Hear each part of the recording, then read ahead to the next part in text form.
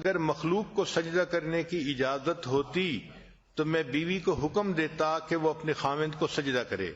اس سے اندازہ لگانا چاہیے کہ شریعت کی نظر میں خاوند کی رسپیکٹ کتنی زیادہ ہے۔ وہ عورتیں بہت خوش نصیب ہوتی ہیں جو اپنے خاوندوں کی رسپیکٹ کرتی ہیں اور اس ذریعے سے اپنے رب کی جو ہے وہ پسندیدہ بندیاں بن جاتی ہیں۔ حدیث مبارکہ ہے کہ نبی علیہ السلام کے زمانے میں ایک صحابی کی شادی ہوئی تو ایک ڈبل سٹوری گھر تھا، تو نیچے ماں باپ رہتے تھے عورت کے، اور اوپر کی سٹوری پہ ہسبینڈ اپنی وائف کے ساتھ رہتا تھا۔ چنانچہ ایک مرتبہ ہسبینڈ کو کسی تجارتی سفر میں جانے کی ضرورت پیش آئی تو اس نے میک شور کیا کہ گھر کے اندر ضرورت کی ہر چیز ہو۔ پھر جب الوداع ہونے لگا تو بیوی کو نصیحت کی کہ دیکھو تم نے اوپر سے نیچے نہیں اترنا۔ بیوی نے کہا ٹھیک ہے، ہسبینڈ چلا گیا۔ اب بیوی اوپر کی سٹوری میں رہ رہی ہے۔ اللہ کی شان کہ اس کے والد بیمار ہو گئے۔ اب یہ ایسا کلوز رشتہ ہے کہ انسان کا دل چاہتا ہے کہ اپنے والد کے پاس بیٹھے، اس کی تیمارداری کرے، خبرگیری کرے، خدمت کرے، مگر وہ عورت نیچے اتر ہی نہیں سکتی تھی چونکہ ہسبینڈ نے کلیئر لفظوں میں کہہ دیا تھا کہ آپ نے نیچے نہیں اترنا۔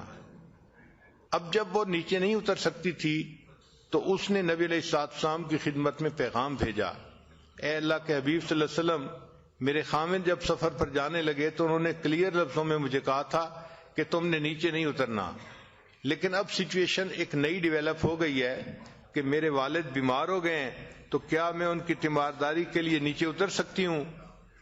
نبی علیہ الصلوۃ والسلام نے فرمایا کہ نہیں، جو تمہیں تمہارے خاوند نے کہا تم اسی پر عمل کرو۔ چنانچہ وہ عورت نیچے نہیں اتری۔ والد کی طبیعت خراب ہوتی گئی حتیٰ کہ والد کی وفات ہو گئی۔ اب والد کی وفات ہو گئی، اللہ کے پیارے حبیب صلی اللہ علیہ وسلم اگر چاہتے تو فرما سکتے تھے کہ ٹھیک ہے، یہ ایک نئی صورت ڈیولپ ہو گئی ہے، اب میں تمہیں اجازت دیتا ہوں کہ تم نیچے اتر آؤ اور اپنے والد کا چہرہ دیکھ لو۔ مگر نبی علیہ الصلوۃ والسلام نے ایسا نہیں کیا، بلکہ یہی فرمایا کہ نہیں، چونکہ خاوند نے کہا تھا نیچے نہیں اترو تو آپ نیچے مت اترو۔ اب اس کی والد کو نہلایا گیا، کفن دیا گیا اور اس کا جنازہ گھر سے نکلا، اور یہ خاتون، یہ لڑکی ایسی تھی جو اپنے باپ کا آخری دفعہ چہرہ بھی نہیں دیکھ سکی۔ آپ اندازہ لگا سکتی ہیں کہ ایموشنلی اس کے لیے یہ کتنا ڈیفیکلٹ کام تھا۔ لیکن وہ صحابیہ تھی، اس نے نبی علیہ الصلوۃ والسلام کی بات پر عمل کر دکھایا اور اپنے خاوند کی بات کو پکا رکھا، خود اوپر رہی، نیچے نہیں اتری۔ خیر، والد کا جنازہ ہو گیا۔ حدیث مبارکہ میں ہے کہ جب جنازہ پڑھ کے نبی السلام تشریف لائے تو نبی علیہ السلام نے اس عورت کو پیغام بھیجا کہ چونکہ تم نے اپنے خاوند کی بات کی لاج رکھی اور نیچے نہیں اتری، تمہارے اس عمل کی وجہ سے اللہ تعالی نے تمہارے والد کے تمام گناہوں کو معاف فرما دیا اور اس کو جنت عطا فرما دی۔ تو اس سے اندازہ لگائیں کہ شریعت کی نظر میں خاوند کی بات کی کتنی اہمیت ہوتی ہے۔